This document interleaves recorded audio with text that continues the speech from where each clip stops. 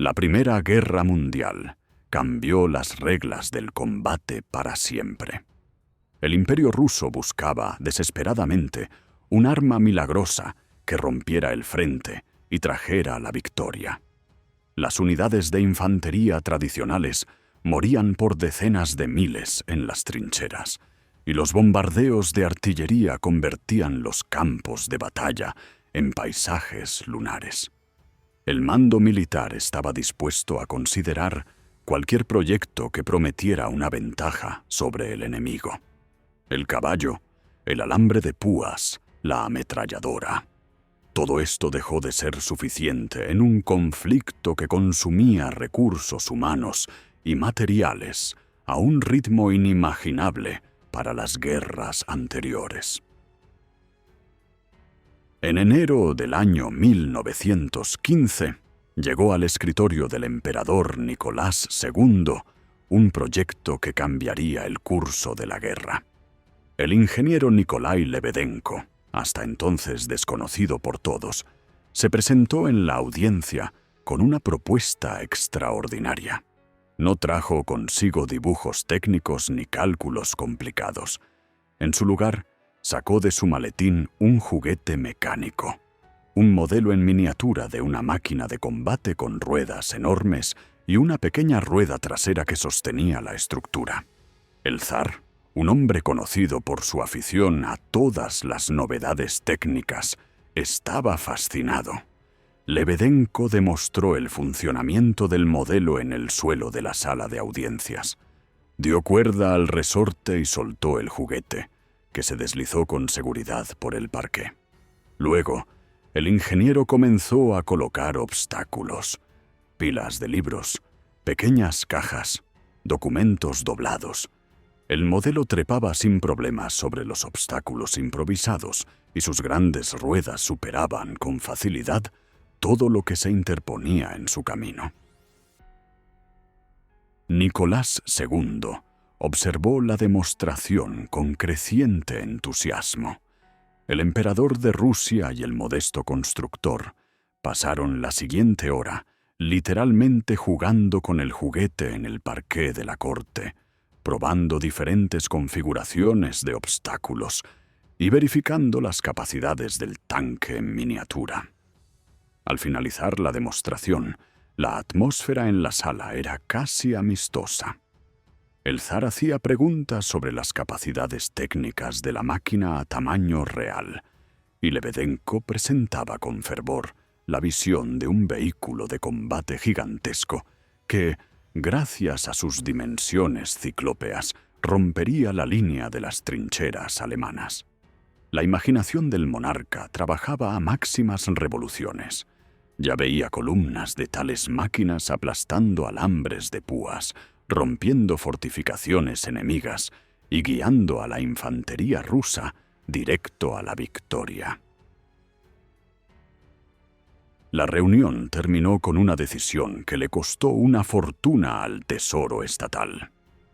Lebedenko recibió el permiso oficial para la construcción del verdadero tanque del zar, así como una suma de dinero totalmente desproporcionada respecto a los logros anteriores del ingeniero. El proyecto fue rodeado de un secreto extraordinario. Para despistar a posibles espías, los detalles de la construcción se repartieron entre diferentes plantas de producción en todo el imperio. Cada fábrica recibía un pedido de elementos concretos que debían ser fabricados bajo la apariencia de producción de piezas navales o equipos para la industria pesada. Las grandes ruedas se encargaban como componentes para molinos industriales. Las masivas vigas de acero figuraban en los documentos como fragmentos de construcciones de puentes. Las placas de blindaje se describían como elementos de cascos de destructores. Este sistema debía asegurar que nadie, fuera de un estrecho círculo de iniciados, fuera capaz de armar la imagen real de lo que se estaba creando. En la primavera del año 1915, apenas unos meses después de la audiencia con el zar, comenzó el montaje de la máquina. El ritmo de los trabajos era vertiginoso, especialmente para las capacidades técnicas y logísticas de la época. El patrocinio imperial significaba un acceso ilimitado a los recursos, así como un trato prioritario para todos los pedidos relacionados con el proyecto. Las fábricas trabajaban a máximas revoluciones y los transportes ferroviarios entregaban los elementos terminados al lugar que se convertiría en el escenario del nacimiento de la máquina de guerra más peculiar en la historia de la humanidad. Los habitantes del pueblo de Orudievo, en la región de Dmitrov, estaban acostumbrados a una vida tranquila, lejos de la gran política y de los torbellinos de la guerra. Sin embargo, en la primavera del año 1915, su cotidianidad cambió irreversiblemente. El bosque, que comenzaba literalmente detrás de las últimas cabañas, fue repentinamente declarado zona cerrada. De un día para otro, aparecieron patrullas armadas que ahuyentaban implacablemente a cualquiera que intentara acercarse a los árboles. Alrededor del bosque se extendieron kilómetros de alambre de púas, y en los árboles se clavaron carteles con la advertencia: ¡Alto! ¡Disparo! Nadie explicaba a los habitantes qué estaba pasando, y cualquier pregunta se encontraba con la negativa a comentar por parte de los militares. Por supuesto, la prohibición solo avivaba la curiosidad. Los habitantes más valientes del pueblo, especialmente los jóvenes, trataban la nueva situación como un desafío. Por las noches se escabullían a través de tramos mal vigilados de la cerca, arriesgándose a recibir una bala de los guardias. Lo que vieron en la profundidad del bosque superaba las imaginaciones más audaces. Entre los pinos y abedules crecía una bestia de acero de dimensiones que no cabían en la cabeza. Los lugareños regresaban a sus casas pálidos de asombro, contando una historia que nadie quería creer. Al fin y al cabo, ¿cómo se puede creer en una máquina tan alta como 3 pisos, parada en medio del bosque? La construcción realmente provocaba vértigo. 2 ruedas gigantescas de un diámetro de 9 metros dominaban toda la estructura. Cada rueda estaba hecha no de chapa de acero sólida, sino de radios, como en una bicicleta, solo que a una escala que parecía absurda. Esta decisión de diseño tenía su justificación en el deseo de reducir la masa del vehículo, aunque en la práctica toda la máquina pesaba de todos modos 60 toneladas. Estas ruedas eran tan altas que una persona parada al lado se sentía como una hormiga junto a un árbol. La torre de tiro superior, situada entre las ruedas, se elevaba a 8 metros sobre el suelo. Se podía observar los alrededores desde ella, como desde la torre de una iglesia. El cuerpo de la máquina tenía forma de letra T y se extendía a 12 metros de ancho. La longitud de toda la construcción era de casi 18 metros. Detrás, tras las enormes ruedas, se encontraba una cola masiva con una pequeña rueda de soporte de apenas 1,5 metros de diámetro, lo que en comparación con las ruedas delanteras se veía casi cómico. Esta desproporción en los tamaños de las ruedas no era accidental, aunque, como se vería más tarde, fue uno de los errores fundamentales del proyecto.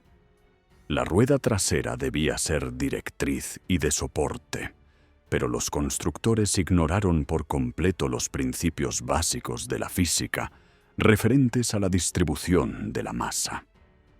El corazón de esta bestia de acero eran 2 motores de aviación Maybach, los mismos que propulsaban los dirigibles alemanes Zeppelin. La ironía del destino quiso que el tanque ruso fuera movido por un motor capturado, proveniente de un enemigo derribado. La potencia total de la instalación era de 240 caballos de fuerza, lo que en papel parecía impresionante. La velocidad máxima proyectada se determinó en 17 kilómetros por hora sobre carretera pavimentada. En teoría sonaba razonable. En la práctica, nadie tomó en cuenta que la máquina se movería no por carreteras asfaltadas, sino por los campos de batalla, empapados de la Gran Guerra.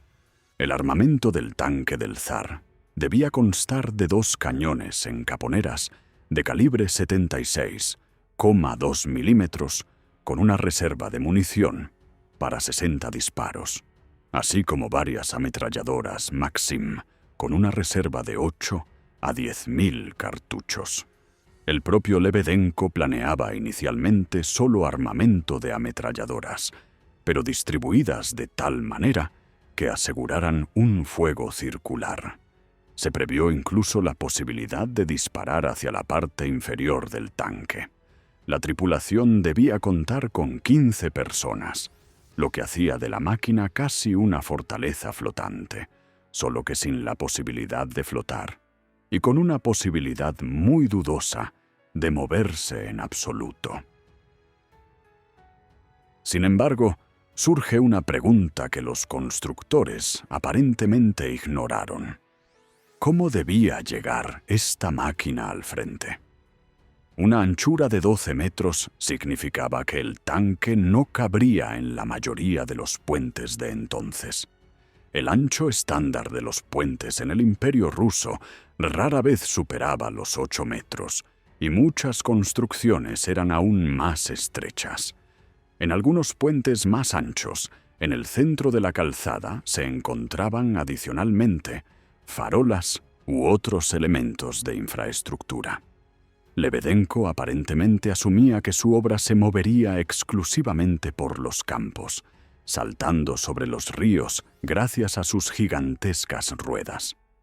Esta ingenuidad, que rayaba en la ignorancia de los problemas logísticos básicos, refleja bien el carácter de todo el proyecto.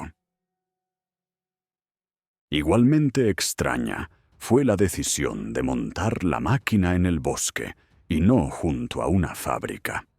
El proceso normal asume que el prototipo se crea en una planta de producción, donde están disponibles los ingenieros, herramientas, instrumentos de medición y la posibilidad de corrección inmediata. Allí también se realizan las primeras pruebas de conducción. Si algo se rompe, algo requiere correcciones. El equipo tiene condiciones para trabajar. Solo una construcción probada se lleva al polígono para pruebas de combate, pero no en el caso del tanque del zar. Los elementos listos se transportaban por ferrocarril a Dmitrov, y desde allí, por una vía estrecha especialmente construida, se transportaban al lugar de montaje en el bosque. Para una sola y única máquina se creó todo un polígono, rodeado de alambre de púas y vigilado por soldados armados. La construcción de infraestructura en medio del bosque fue una pesadilla logística. Hubo que levantar caminos, barracones para los trabajadores, almacenes para herramientas y equipos, traer combustible, crear talleres de campo. Todo esto para una máquina que nadie había visto aún en movimiento. La explicación oficial hablaba de la necesidad de mantener el secreto. Pero ¿no habría sido más lógico ocultar el proyecto en una nave industrial cerrada que en un bosque abierto, donde cualquier campesino curioso podía colarse y ver al monstruo de acero? Esta decisión hasta hoy despierta el asombro de los historiadores de la técnica militar. El 27 de agosto del año 1915 debía ser el día del triunfo del pensamiento ingenieril ruso. Al polígono forestal llegaron representantes de la comisión militar, oficiales del Estado Mayor General y el propio Lebedenko, que parecía un hombre convencido de que en un momento entraría en la historia. La atmósfera era tensa. Alrededor de la máquina se afanaban los mecánicos, revisando una vez más todas las conexiones y mecanismos. Los tanques de combustible estaban llenos, los motores Maybach preparados para el arranque. Llegó el momento de la verdad para el proyecto que había consumido una fortuna y meses de trabajo intensivo de cientos de personas. Cuando los motores comenzaron a trabajar, el sonido fue ensordecedor. 2 motores de aviación surcaban el aire, y sus vibraciones se transmitían a toda la estructura de acero. Lebedenko dio la señal para iniciar el movimiento. Las grandes ruedas comenzaron a girar lentamente. Los radios brillaron al sol. El tanque se estremeció y avanzó hacia adelante. El primer obstáculo fue un joven abedul que crecía justo al lado del lugar de inicio. Una de las ruedas de 9 metros pasó por encima del árbol, rompiéndolo como una cerilla. La comisión anotó un éxito. La máquina es capaz de destruir obstáculos. Ese fue el primer y último éxito verdadero de ese día. A continuación, el tanque entró en una vía especialmente preparada de troncos de madera. Este tipo de construcción sirvió durante siglos para cruzar terrenos pantanosos. Se colocaban vigas una al lado de la otra, creando una superficie dura. El tanque del zar se movía sobre los troncos con seguridad, aunque muy lentamente. Las grandes ruedas se aferraban fuertemente a las vigas de madera. Los motores trabajaban de manera estable. Todo parecía prometedor. Lebedenko sonreía. Los miembros de la comisión intercambiaban miradas de satisfacción. La máquina realmente se movía. Quizás este proyecto demencial tenía sentido después de todo. Pero el camino de troncos se terminó. Ante el tanque se extendía el suelo natural del bosque, húmedo, por lugares pantanoso, típico de esa parte de Rusia, exactamente tal como el que dominaba en la mayoría de los frentes de la Gran Guerra. Si la máquina debía tener alguna aplicación de combate, tenía que arreglárselas precisamente con tal terreno. Las grandes ruedas bajaron de las vigas de madera y se hundieron en la tierra blanda. Al principio solo un poco, quizás unos 50 centímetros. El tanque aún avanzaba hacia adelante, aunque claramente más despacio que sobre los troncos. Cada metro costaba cada vez más esfuerzo. Los motores aullaban a revoluciones más altas, las ruedas giraban, pero la máquina desaceleraba. Luego, ocurrió el momento que tachó todo el proyecto. La parte trasera de la construcción, con la pequeña rueda de 1,5 metros, comenzó a hundirse en el suelo. Precisamente allí se encontraba el peso de 40 toneladas de la masa total de 60 toneladas de la máquina. La distribución de la masa era catastróficamente incorrecta. Los constructores colocaron la mayoría del peso en la cola del tanque, y no sobre las grandes ruedas portantes. Fue un error digno de un alumno de escuela técnica, y no de un ingeniero que trabajaba en un proyecto con dinero imperial. La pequeña rueda trasera no tenía ninguna posibilidad de sostener tal carga sobre un suelo blando. La rueda se sumergió cada vez más profundo, hasta que finalmente toda la parte trasera de la máquina se asentó en el barro. Las ruedas delanteras gigantescas colgaban prácticamente en el aire, apenas tocando la superficie de la tierra.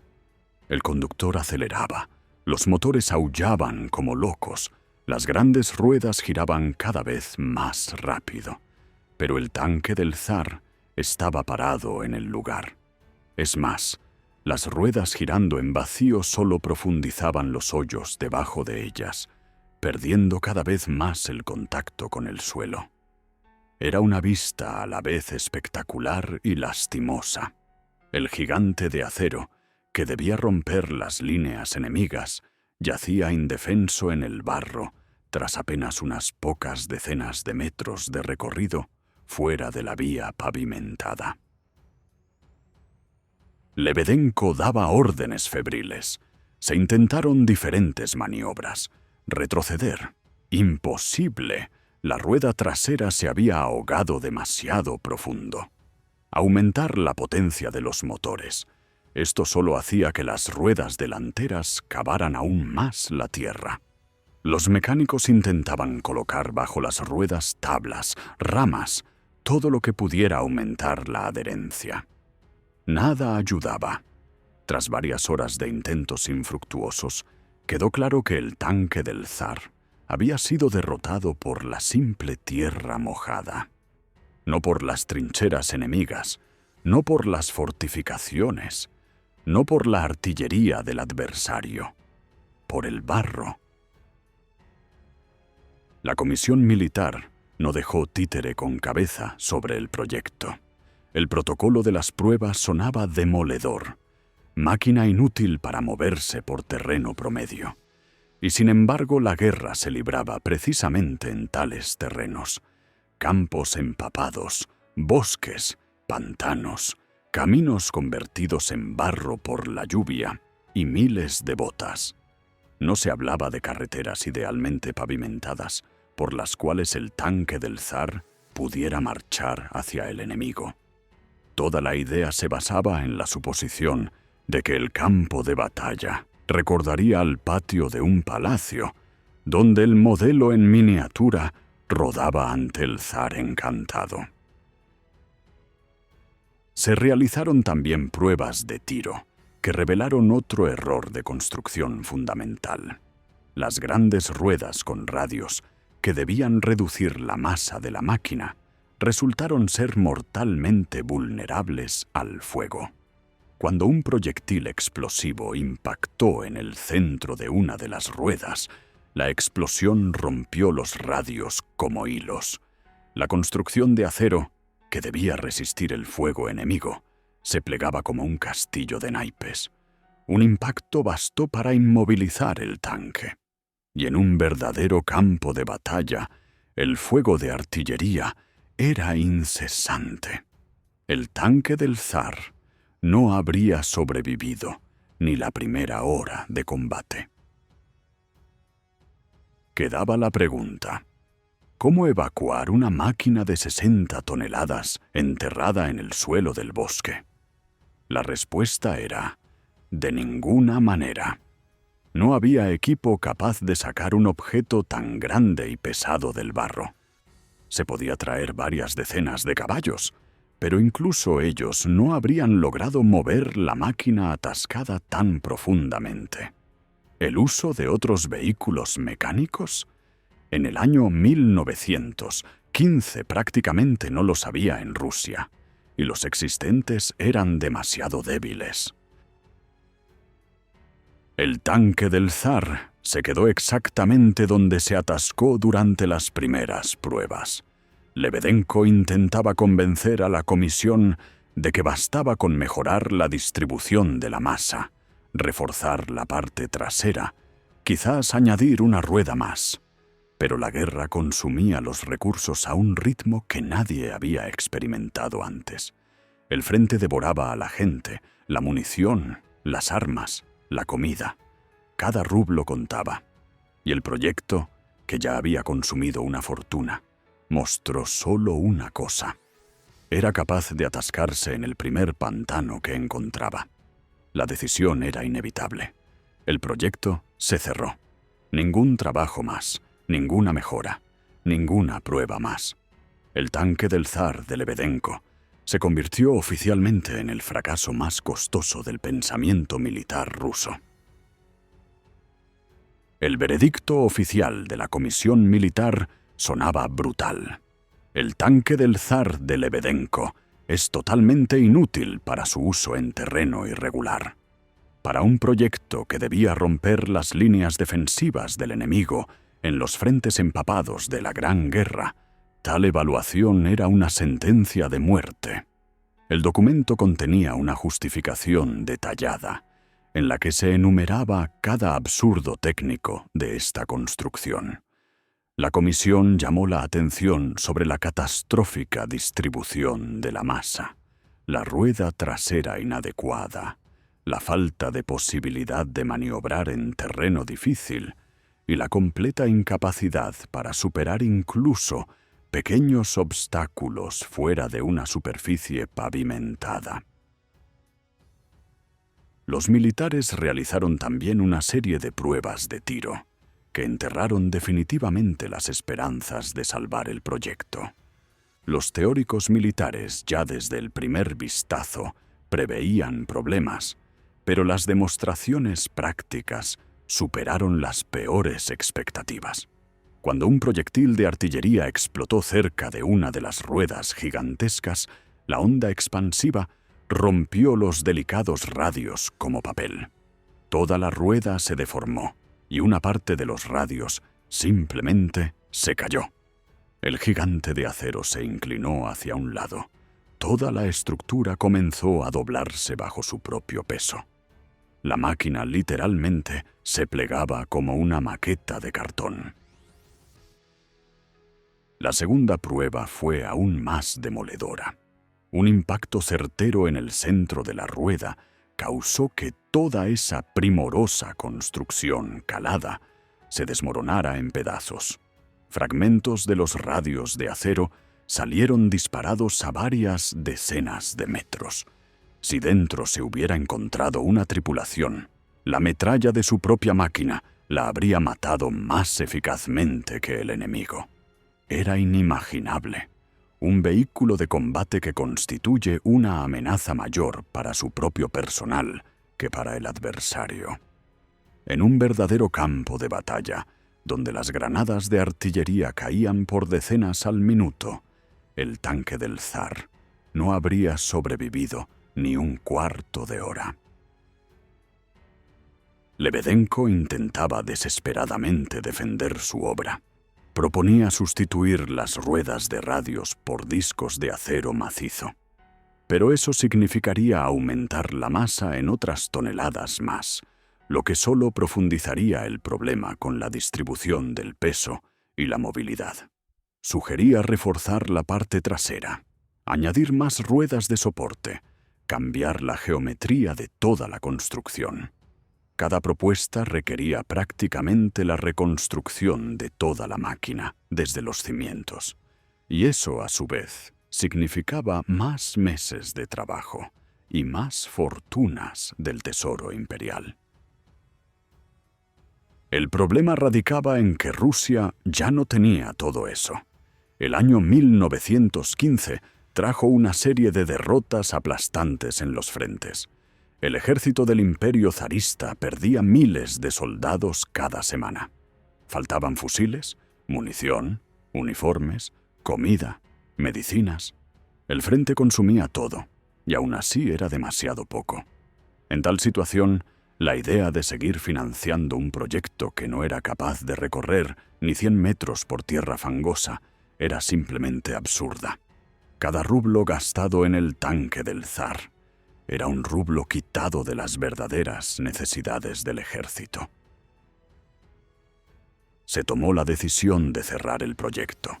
Ningún trabajo más, ninguna financiación, ningún intento de salvar el concepto. Lebedenko fue privado del acceso a los fondos y despedido con las manos vacías. Su sueño de entrar en la historia como el creador de un arma milagrosa se cumplió, pero de la peor manera posible. Entró en la historia como el autor de uno de los fracasos de ingeniería más espectaculares. El gigante de acero permaneció allí donde se atascó durante las primeras pruebas. El bosque alrededor del polígono seguía siendo zona cerrada, pero ya no por motivo del secreto del proyecto, sino por pura vergüenza. Nadie sabía qué hacer con la construcción de 60 toneladas atrapada en el suelo del bosque. Las ideas eran diversas. Alguien sugería volar la máquina por los aires para no dejar pruebas del error catastrófico. Otros proponían desmontarla en el lugar y llevarse los trozos. Pero la guerra devoraba cada par de manos libre y cada vehículo de transporte libre. Nadie tenía tiempo ni medios para ocuparse de la chatarra en medio del bosque. El tanque del zar simplemente se quedó. Luego llegó el año 1917. La Revolución de Febrero derrocó al zar Nicolás II, el mismo que con entusiasmo infantil jugaba con el juguete de cuerda de Lebedenko. El imperio ruso comenzó a desmoronarse a un ritmo rápido. El ejército perdía la disciplina. Los soldados desertaban masivamente. El frente se desmoronaba. En octubre los bolcheviques tomaron el poder en Petrogrado. Comenzó una guerra civil que consumió otros millones de vidas. En ese caos, en ese océano de sangre y sufrimiento, nadie pensaba en ningún tanque atascado en el bosque cerca de Dmitrov. El tanque del zar estaba allí. La guardia obviamente había sido retirada hacía tiempo. El alambre de púas desapareció en algunos lugares, robado por los habitantes locales para diversas necesidades. El bosque lentamente comenzaba a recuperar lo que el hombre le había quitado. Las enredaderas trepaban por las estructuras de acero. El musgo cubría los lugares donde la pintura y el óxido cedían ante la naturaleza. Las grandes ruedas que debían aplastar al enemigo lentamente se sumergían cada vez más profundo en la tierra. El tiempo hacía lo suyo. Las conexiones se corroían, los elementos se aflojaban. La lluvia y la nieve penetraban en el interior de la máquina. Los habitantes de Orudievo se acostumbraron a la presencia del monstruo de acero. Los niños que recordaban la primera aparición de la máquina, ellos mismos crecieron y tuvieron sus propios hijos. La nueva generación trataba al tanque del zar como parte del paisaje, algo tan natural como un viejo molino o un puente destruido. Los lugareños comenzaron a llamar a ese fragmento de la espesura el bosque del tanque. El nombre se adoptó tan fuertemente que aún décadas más tarde, los ancianos mostraban a los más jóvenes: allí, donde está el bosque del tanque, hay que girar a la derecha hacia el molino. El nuevo poder soviético, durante mucho tiempo, no supo en absoluto de la existencia de esta construcción. Los bolcheviques tenían problemas mucho más serios: la consolidación del poder, la lucha contra los ejércitos blancos, el hambre, la ruina económica. Algún tanque oxidado en el bosque era la última cosa que les interesaba. Solo cuando la situación en el país comenzó a estabilizarse, alguien en las autoridades locales recordó al gigante de metal atrapado a varios kilómetros del pueblo. En el año 1923, alguien en los gabinetes moscovitas tomó la decisión: es hora de acabar con esta reliquia vergonzosa de la época zarista. El país necesitaba metal. La industria se reconstruía lentamente. Cada tonelada de acero valía su peso en oro. Y aquí en el bosque había 60 toneladas de excelente materia, prima, esperando solo el desmontaje. Se emitió la orden: desmontar el tanque del zar de Lebedenko y fundirlo para algo útil. El equipo de obreros que llegó al bosque del tanque en la primavera del año 1923 se enfrentó a una tarea tan absurda como la propia creación de esta máquina. Había que cortar en trozos una construcción que no se logró ni mover del sitio durante las pruebas. La ironía era dolorosa. La máquina que 8 años antes habían montado en este bosque, con gran esfuerzo y con dinero imperial, ahora había que cortarla para chatarra con sopletes de acetileno. Lo que debía ser un símbolo de la potencia de la ingeniería rusa, terminaba como acero para reciclaje. El proceso de desguace duró semanas. Los elementos de acero, que sobrevivieron 8 años en el bosque húmedo, se cubrieron de una gruesa capa de óxido. Las grandes ruedas con radios, que debían aplastar al enemigo, ahora había que cortarlas fragmento por fragmento.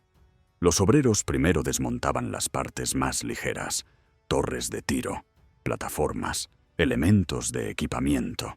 Luego llegó el turno de las masivas vigas que unían las ruedas con el cuerpo. Estas construcciones caladas, diseñadas pensando en la reducción de la masa, ahora resultaron ser una maldición.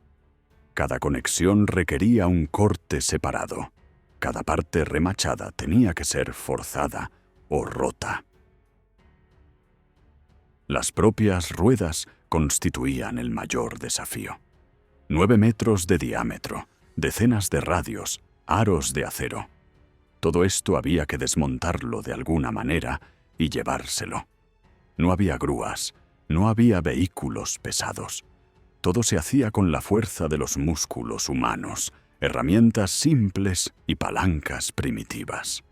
Los trozos de acero se arrastraban por el bosque hasta el camino más cercano, y desde allí, en carros de caballos, se transportaban al punto de recogida de chatarra.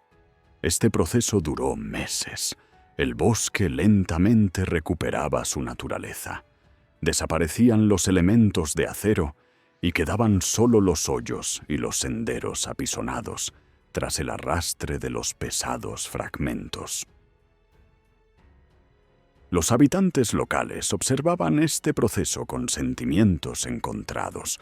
Por un lado, era el fin de una cierta época, el fin de una leyenda que durante años circulaba por los alrededores.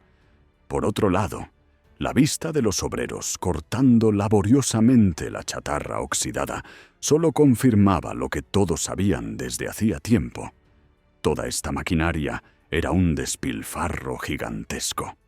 60 toneladas de acero, cientos de horas de trabajo, una fortuna gastada del tesoro imperial. Todo esto para una máquina que recorrió quizás 30 metros antes de atascarse irremediablemente. Cuando el último fragmento del tanque del zar abandonó el bosque, quedaron solo profundos surcos en la tierra y recuerdos.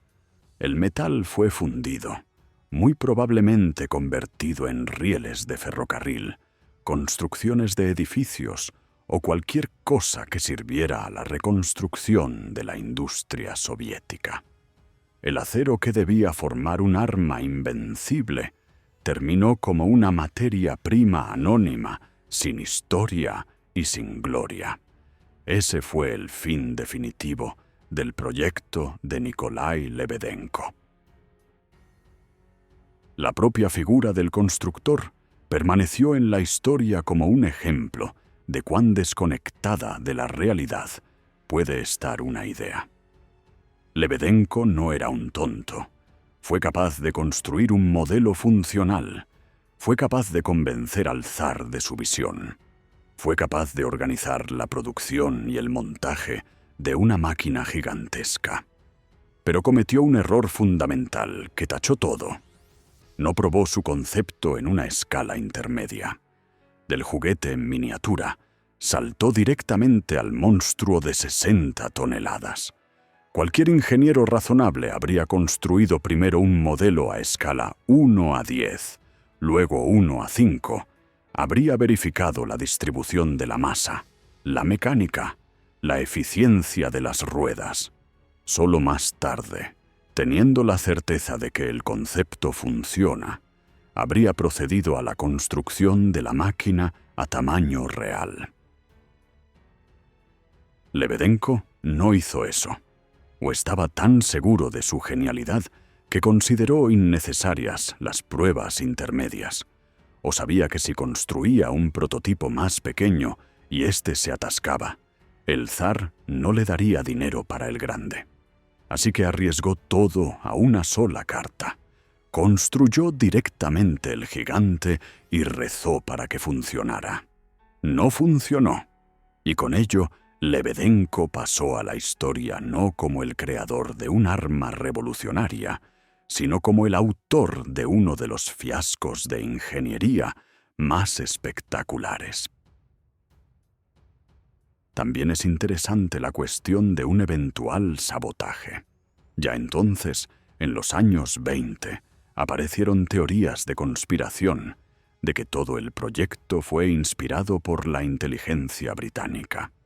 Según esta versión, Albión, el aliado formal de Rusia en la Gran Guerra, quería debilitar al imperio zarista, sugiriéndole proyectos militares absurdos que consumían recursos pero no daban ninguna ventaja. El tanque del zar encajaba idealmente en este escenario. Costó una fortuna, ocupó a cientos de personas y su único logro fue atascarse en el barro. ¿Tiene esta teoría alguna base? Lo más probable es que no, pero su existencia muestra bien cuán grotesco era el proyecto de Lebedenko. Era tan absurdo que la gente prefería creer en una conspiración internacional que en la simple estupidez humana y la falta de competencia. La verdad es más simple y más prosaica. El tanque del zar fue producto de varios factores: la desesperación del mando ruso buscando un arma milagrosa, la ingenuidad del zar que creyó en un juguete y la arrogancia del constructor que no quiso o no pudo probar su idea antes de la realización completa. A todo esto se sumó la atmósfera de la Gran Guerra, cuando el pensamiento racional cedía lugar al pánico y a la disposición a probar todo, con tal de detener al enemigo. Las dimensiones del tanque del zar, hasta hoy, impresionan. La altura de 9 metros en el punto más alto son realmente 4 tanques T-34, colocados uno sobre otro. La anchura de 12 metros significa que cabrían allí 3 tanques colocados uno al lado del otro. Fue el vehículo de combate con ruedas más grande que jamás se haya construido en metal y probado. Otros proyectos de la época de la Gran Guerra proponían máquinas aún más grandes. Había conceptos de vehículos de una longitud de cientos de metros, moviéndose sobre rieles o ruedas de una altura de 15 metros. Pero todos ellos se quedaron solo en el papel, como dibujos y sueños de constructores locos. El tanque del zar fue real. Estuvo en el bosque ruso 7 u 8 años, un monumento oxidado a la soberbia humana y a la estupidez técnica. Su existencia prueba que incluso las ideas más absurdas pueden ser realizadas si solo se encuentra alguien dispuesto a financiarlas, y su destino, el desguace para chatarra, muestra lo que sucede con los proyectos que ignoran las leyes básicas de la física y el sentido común. Ese fue el fin de una época en la que bastaba mostrarle un juguete al zar para conseguir una fortuna para la construcción de un monstruo de acero. Si te ha gustado esta historia sobre la máquina de guerra más absurda de la historia, deja un pulgar arriba. Escribe en los comentarios si habías oído hablar del tanque del zar antes y qué piensas de este proyecto. Suscríbete al canal para no perderte los próximos relatos sobre la técnica que nunca debió nacer.